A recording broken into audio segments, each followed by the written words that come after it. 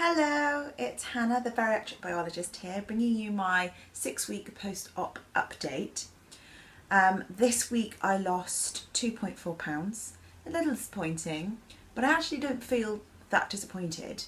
I think because if you've been following me on Instagram, you will know that my weight was going the wrong way during the week. That freaked me out. And now I think, although I'd pooped, sorry, to overshare, before weighing myself, I hadn't really done a proper bowel movement at all, and more on the bowel movement issues, which are significant, in a little bit, because it had gone the wrong way. The fact that I'd actually lost weight, I mean, it'd gone the wrong way on Friday, and I weighed myself on Saturday, and it had gone the right way by 2.4 pounds. I mean, that's good. That means I now weigh 208.4 pounds. If you want all my stats about the highest weight, surgery weight, all of that, it'll be down in the description bar. And I think also one of the reasons I'm not disappointed is because I was looking at it in stones, and it's quite impressive. I'm now pretty much exactly 2.5 stone loss in total. I think the most encouraging thing is when I look at where I was in stone and where I am now. So I started at 17 stone 5 pounds. So I was in the 17 stones, and I quite quickly went down to the 16 stones. Went through that, through the 15 stones, and I'm now 14 stone 12 point something. I was 17 and now I'm 14. That feels amazing. Even though I know logically that's just 2.5 stone, that feels like a lot, like a massive difference, and I don't remember when I weighed 14 point something pounds. That's really, really significant. Calories have gone up a little bit again. They're just on average just under 700 calories, but there are lots of days when they get really high, to the point where I've actually on MyFitnessPal raised my calorie goal to 1,000 or just under 1,000 calories. So to make sure I never go over that 1,000 calories, I haven't ever had a day where I've gone over the 1,000 calories, but I come close to it. And maybe at this stage I'm wondering if that's actually okay. And I do seem to be able to eat quite a lot. And I'm able to eat quite fast. That bothers me, because I was eating so slowly without really trying, and now it's like I can eat fast. But one benefit I think of this is that 80 grams of protein. I'm starting to get that again. For a while it was like too much effort, too difficult. But 3 days this week I managed to get the 80 grams of protein. So my goal for this week is to get 4 days at 80 grams of protein, and then each week add a bit more, and then try and get it every single day. Something that's helping with that 80 grams of protein is this stuff. I've got so many packets of this. Biltong. I saw some other Salivas talk about it on YouTube, and I didn't know I could get it in this country, and then my husband came home with some. I think I might have told you this before, but this stuff is absolutely amazing. Because of the way it's cooked, it's actually not that high in fat, which means it's not that high in calories, but it is unbelievably high in protein. So this packet is 40 grams. I got this from Tesco's, and I eat the entire packet. That 40 grams goes down really well. I don't know what it is about biltong. I can't eat jerky. I can't eat jerky at all. And I can't eat like ham or sausage or salami. I can't eat any of those kind of things.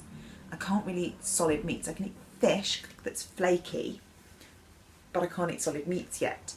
But this stuff, there's something about the way it breaks up, and I can't explain it, but I can eat this really, really easily. So this 40 gram packet contains 21 grams of protein, and I would eat that whole lot, and it's not very much. Like, I don't really see it, it's very thin. That's not actually a lot in there. 0.8 grams of carb and 3.4 grams of fat. And that's 118 calories. With way over 20 grams of protein. It's basically just protein. So I'd eat pretty much one of those a day. Is that bad? Love these things. They are really, really helping with the protein. Definitely. My water is much better. It was really bad. I wasn't drinking enough anywhere near enough at all. But I think now, because I can eat more quickly, I can take bigger bites, all of which is bothering me, that I can do those things. That means that I can quite a lot more easily drink water, quite reasonably large amount of it, quite quickly. I think the thing that's worrying me the most is this weekend my cravings came back, and I think I was hungry. I mean, it might be excess acid, because the excess acid has got insane. It's painful and uncomfortable. I'm not on a proton pump inhibitor anymore. I'm meant to be going to my GP for a prescription of a PPI, but my GP is terrible and it takes like a month to get an appointment, so I have to try and survive without one. So I've been taking the milk and magnesia, but that's very temporary relief. It doesn't stop you producing more acid, it just neutralises the acid that's already in your stomach. That goes through really quickly, and then you're back to having too much acid in your stomach. So that could have been causing the hunger. But I've also been really craving food. This weekend was awful, and I'd forgotten how horrible it was to always be hungry and have that little voice in your head, desperation for food. I was desperate for food. I excessively craved chocolate. I wanted bread and I wanted donuts and I wanted carbs, and I haven't had that. And I had genuinely forgotten how horrible it was. I just kind of thought I enjoyed food, and then this weekend I was back to feeling that way. It ruined my weekend. That sounds weird, but the fact that I just wanted to eat food, I couldn't. So that's one thing that's really, really good about the sleeve, because any other weekend like that, and I would have gorged myself on anything and everything, because it's so difficult to resist it. I couldn't physically do that. I would eat a few olives and have to stop for a little bit, and then I'd eat a few again. And so actually getting that really high number of calories that I would used to have got in a day is really, really hard. But I am terrified that one day I'll be able to eat a large amount and that those cravings will come back. And I don't want them to, because it's horrible. And yeah, so I'm feeling a little disheartened at the moment. There's pros and cons to it all. So I said more on bowel movements. Since surgery I haven't had a normal one at all. I ended up being very severely constipated, to the point where I didn't poop for nearly 2 weeks in total. And when I did poop, it was definitely constipation.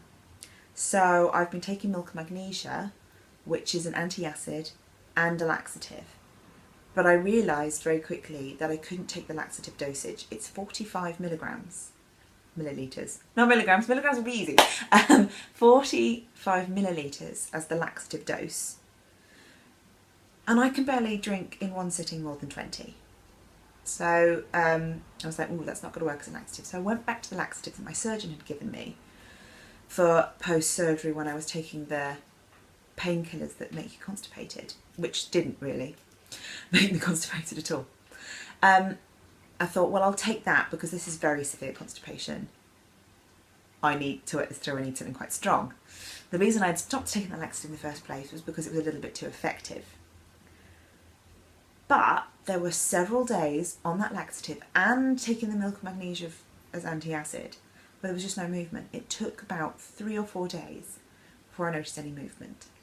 And then it was like 0 to 100 miles an hour. Yeah, very, very severe, very painful, horrible diarrhoea for about 4 days. I don't know actually whether that stopped or whether it just hasn't happened today. Obviously I'm not taking that laxative anymore, but I'm still taking the milk of magnesia as the antacid, and I'm hoping that because I'm taking small amounts at reasonably regular intervals, that will just keep things moving well enough for me to not get constipated again. But bowel movements has been the main focus of my post-op life, because I'm just not having normal ones, and I would love to find a happy medium where it's not one extreme or the other, because they are the full extremes, and both are really uncomfortable, both come with pain. But we'll see. I'll keep you posted about how I manage to sort out these issues, and whether the milk and magnesia alone, taken small amounts throughout a day helps. But even with the milk and magnesia, the acid reflux has been really, really bad. Particularly today, actually. The acid reflux has been dreadful, but it's been progressively getting worse as time has gone on. And I was hoping that I'd be able to control it with indigestion remedies as and when needed, but I haven't been able to. And I mentioned this to one of my colleagues today, who used to be in pharmaceuticals, and she used to work on, with, sell, I don't know. She used to know a lot about PPIs, proton pump inhibitors. And she said, there's one you can buy over the counter, you know. And I was like, is there? Yeah, it's just a proton pump inhibitor. And it works very similar to the lanoprazole that I was taking before. And she told me how to properly pronounce them. I've been pronouncing it wrongly, lansoprazole. But to be fair, that's how my surgeon worded it as well. But she was like, no, it's lanoprazole. I used to sell it. It's definitely lanoprazole. So I did a little research online, and this is a proton pump inhibitor that I can buy over the counter. So any time I run out, can't get a GP seriously can't talk today, I'm very tired. Anytime I can't get a GP appointment, I can grab these and take these. But most of these things say don't take another indigestion remedy with them. And I'm taking milk and magnesia. And it also says that it takes about 2 or 3 days to work. So there's no way I'm stopping taking my milk and magnesia if this is going to take 3 days before it has an impact. Because the milk and magnesia is needed. The acid reflux is got bad. So, sorry this video has been all over the place. I normally write down a little list of the things I want to say. I haven't really been much on YouTube this week. And I'll be honest, I'm not feeling great. I feel tired. Run out. About 10 minutes ago I tried to film this video and I had to stop because of extreme gut pain. That hasn't happened before, like it was extreme, I had to stop. And I was holding my breath and I went bright red, got really hot. And it was like in my upper digestive tract, like, I don't know what it was. I'd recently eaten the biltong, but I've been eating biltong a lot, so I don't think it was biltong. It was the first time I'd taken this, probably about 40 minutes earlier. And I'm wondering if this is it. I can't take tablets yet, and this is in tablet form. But when I looked at the tablets, they looked reasonably small. I've been eating food that's bigger than this. And I wonder if it was just momentary pain of just trying to get through the bottom of my stomach into my intestines. I don't know. I'm going to try taking again if the same pain happens again. It only lasted for about 5 minutes. Then I know it's this. And on the information leaflet it talks about how this can be dissolved in water. It forms little beads in the water when it's broken up, and you have to kind of drink that down quite quickly. So I might, if it carries on, if it's this causing that pain, maybe it's one-off pain that I'll never know what caused it. But yeah, sorry this video has been all over the place. I've not been able to talk. I've got a headache. I don't really know what's wrong, but today I'm feeling bleh. And I had a weekend of desperately wanting food. And yet my vitamins are great, my hydration's up, my protein's up, and I'm feeling worse. I don't know what to say. I have been doing better than this before, and I wonder if my body's just going, you've lost a lot of weight now in not very long. I don't like it. How are you all doing? Let me know by leaving some comments. I believe, although I haven't actually checked, I think I might have got over 50 subscribers, which is absolutely lovely. So that feels great. And I'm loving all the people who I'm following, and are following me on Instagram, because anytime there's like help or I'm putting weight on, what's going on? People on there are really, really helpful. So if you're going through the surgery, I advise make yourself a little Instagram account just for weight loss, and follow lots of weight loss surgery people and have them follow you, and it's really, really helpful. If you would like to follow me on Instagram or any of my other ways you can get into contact with me, please see that in the description bar below. Thank you so much for watching. Bye.